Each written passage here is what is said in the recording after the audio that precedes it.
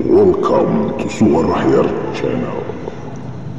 Bang Naryono yang ada di Pasar Projo Ambarawa, gimana brambangnya Mbak? Masih laris ya? Ini sambil Anda ngoncai brambang yang di pasar, ini ada lagu dari Evita Mala. Untuk Pak D Suat yang lagi macul. Paculnya diasah dulu, semoga rezekinya lancar. Ini lagu dari Maggie Z.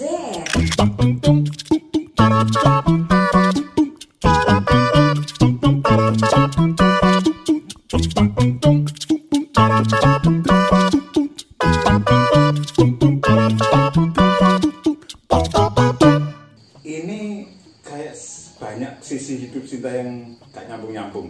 Iya mas. Sebagai jurnalis, feature-nya keren. Tapi dia MC di acara hedonis. Ya, biasanya yo MC teriak-teriak di alun-alun, iya, teriak-teriak di gedung, di acara-acara panggung heboh gitu ya. Panggung yang gemerlap gitu ya. Nah, apa ya, Pak? Bisa pun. kok bisa begitu? Ya. Ya karena aslinya kan aku bisa mas. Jadi dengan hutan, dengan suasana yang ini sangat MC nanggung-nanggungnya belas.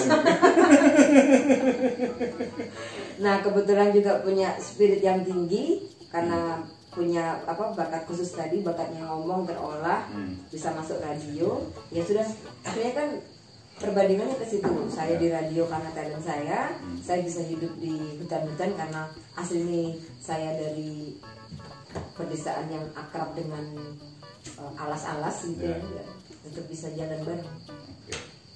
Mulai belajar MC dari siapa? Dari kecil ya. Saya lahir tuh saya sudah MC.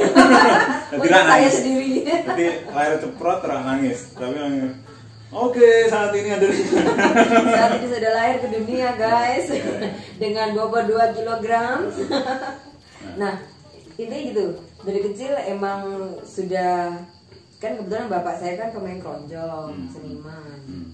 Jadi ya melatih saya sudah disuruh sering tampil, sering baca puisi, sering apa ya.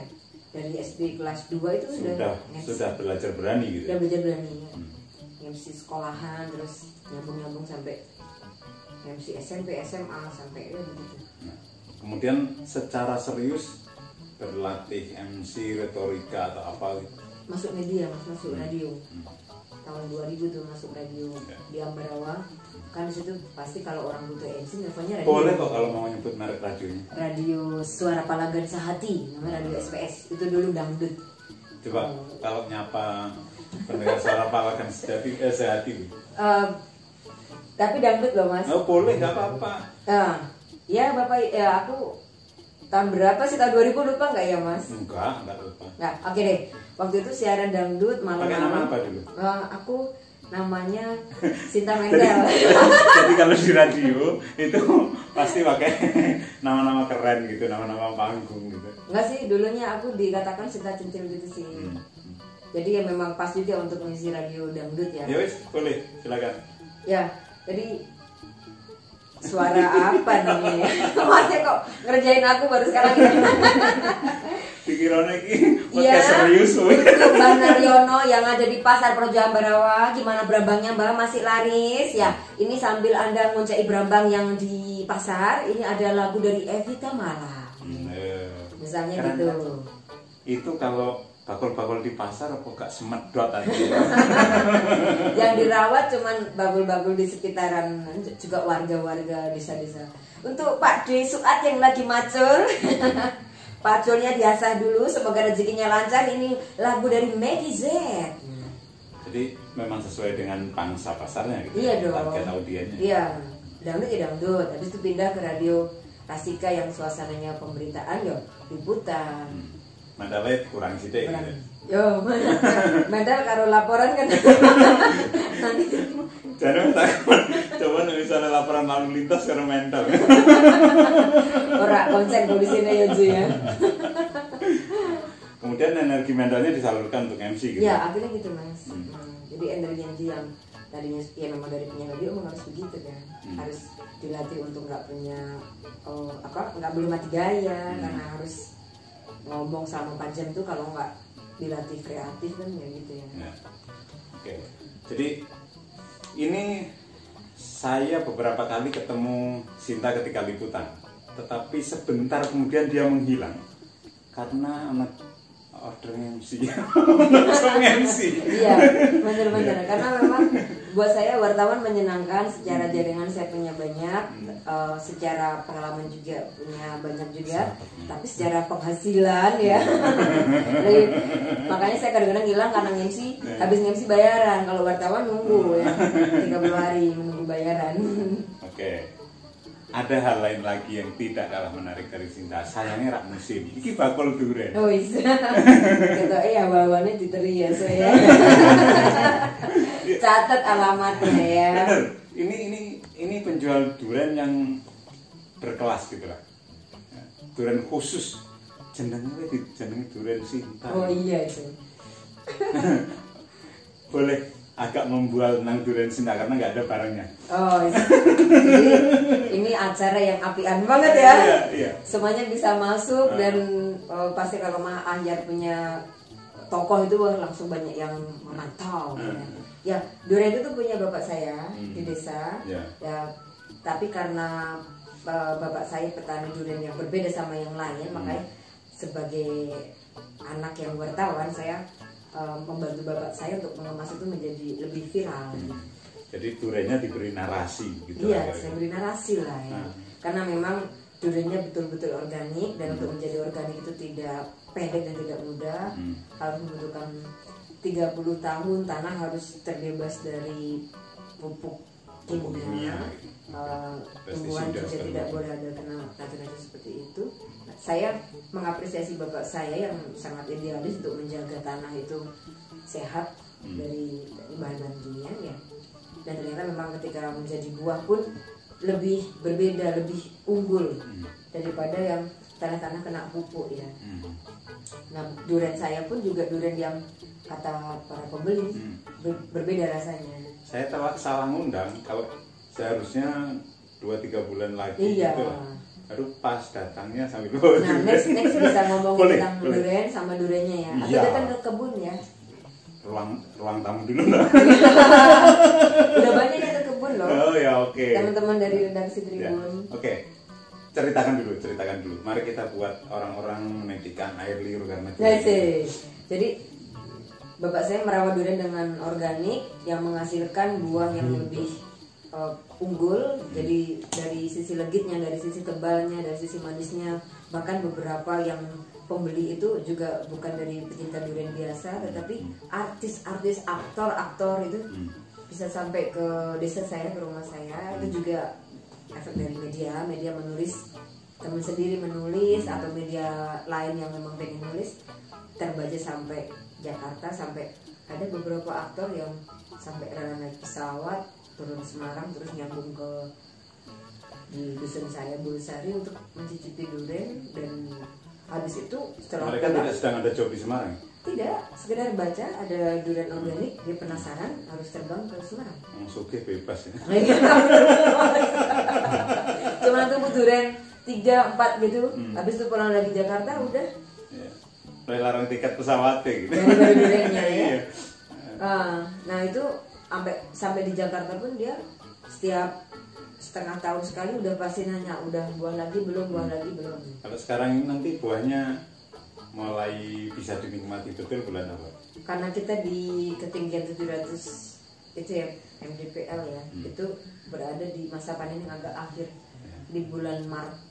Jadi kalau biasanya durian-durian pada umumnya nih, di sekitar tempat tinggal saya ini kan biasanya mulai masuk November, terus sudah mulai muncul 1-2 Desember puncak. Makin mundur ini yang panennya.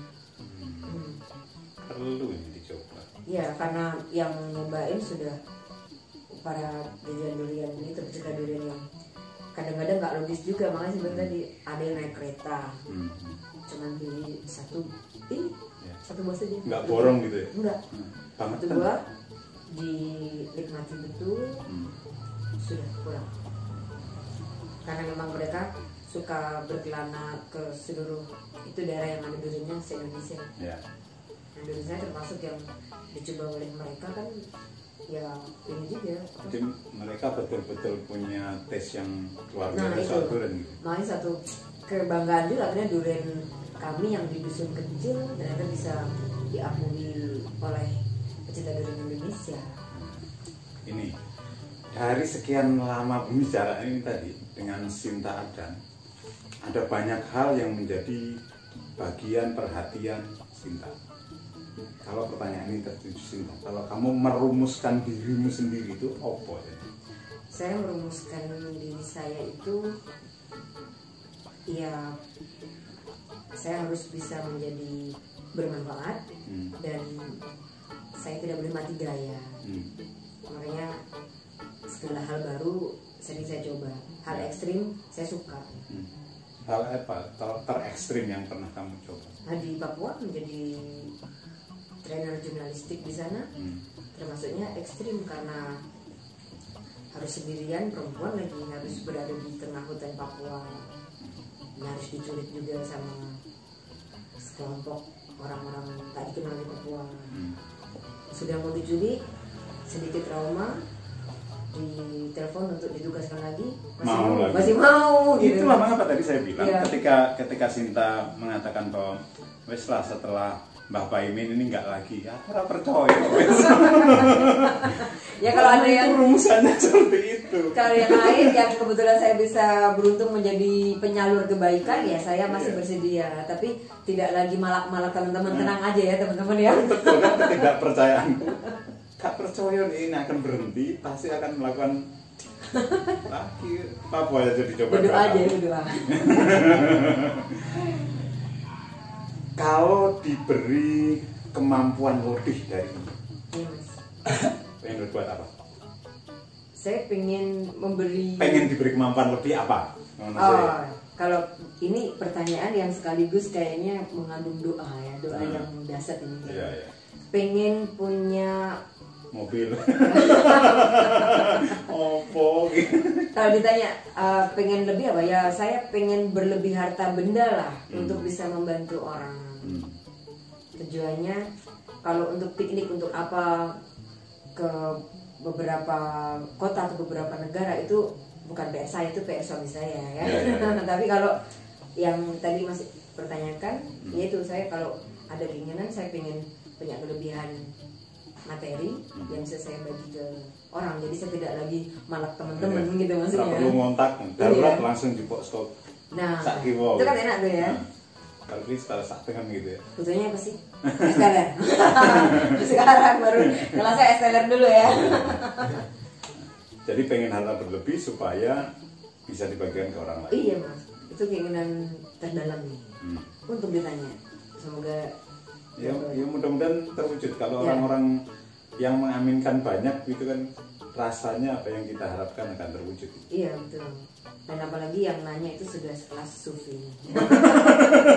Selain bertanya kayak juga mendoakan ini ya. Suka film. Sufi Pi. Suka film apa? Baik, Anda masih bersama saya Her Permana, tuan rumah di ruang tamu, dan tamu saya spesial Sinta Ardan dengan beragam atribusi yang saya nggak mudah untuk merumuskan. Cah isonan dah ini, cah isonan, cah kendel, cah ngawur. Jangan di sini. Ya, jadi kenapa berani melakukan banyak hal yang kalau dihitungan normal, dihitungan dirasionalisasi gak kecanda? Ya karena saya sudah terbiasa dengan resiko. Jadi saya hidup memang senang dengan mendekati resiko. Tantangan. Lebih dari tantangan, saya mencari resiko. Pengen melegalkan aktivitas menjadi sebuah organisasi, sebuah jambu bergerak, misalnya atau apa? Ya melegalkan aktivitas ini. Ya. Ya dengan nama saya saja, dengan jaringan saya, dengan kemampuan yang bisa saya kemas lewat tulisan, lewat teman-teman, sudah bisa bergerak kok. Tidak perlu punya slogan-slogan tertentu. Berarti yayasan no barang itu nunggu kaya dulu ya. Kalau belum kaya punya yayasan nanti dianggapnya nada ya, nada ya. Nanti saya akan undang lagi Sinta kalau sudah kaya untuk datang ke ruang tamu. Catat tanggalnya. Oke, terima kasih Sinta atas kehadirannya di ruang tamu yang mudah-mudahan bisa membuka mata kepala banyak orang bahwa kita hidup bukan untuk diri sendiri, kita hidup untuk orang lain. Kita bisa berbagi, itu bisa membahagiakan. Keren banget ya. Bener. Satu lagi, jangan pernah menghindari resiko, karena sekali dapat resiko, satu terlalui, dua terlalui, itu kita semakin kayak punya banyak cakrawala gitu.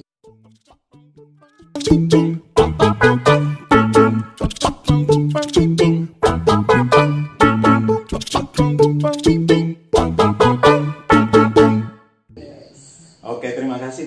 Jika Anda merasa apa yang kami perbincangkan tadi bermanfaat, silahkan share ke banyak orang sehingga manfaat itu tersebar jauh lebih luas lagi. Terima kasih untuk Anda yang sudah subscribe, yang sudah like, yang sudah memanteng di ruang tamu ini. Jika Anda punya tamu, tokoh atau siapapun yang ingin saya dudukkan di situ, silakan cantumkan di bawah kolom komentar, atau japri juga tidak apa-apa, DM juga tidak apa-apa. Saya akan berusaha keras untuk mewujudkan tamu-tamu yang Anda harapkan hadir di ruang tamu. Kita bertemu di kesempatan yang lain. Mudah-mudahan apa yang kita bicarakan bermanfaat. Assalamualaikum warahmatullahi wabarakatuh. Saya Ahyar M. Permana. Yuk, berbagi cahaya.